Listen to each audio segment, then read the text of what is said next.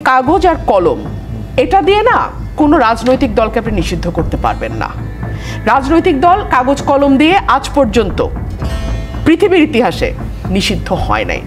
সাময়িকভাবে আপনি শান্তি পেতে পারেন, আত্মতুষ্টি লাভ করতে পারেন যে যাক নিষিদ্ধ তো একটা করলাম, কিন্তু এই দল যে পরে হাজার গুণ শক্তিশালী হয়ে ফেরত আসবে না এটার কোনো গ্যারান্টি নাই। ফর এক্সাম্পল, ধরুন আজকে যদি আপনি আওয়ামী লীগকে নিষিদ্ধ না করে মানুষের আদালতে তাকে ছেড়ে দিতেন, আসো নির্বাচন করো, পারলে করো, তুমি কোনো অসুবিধা নাই।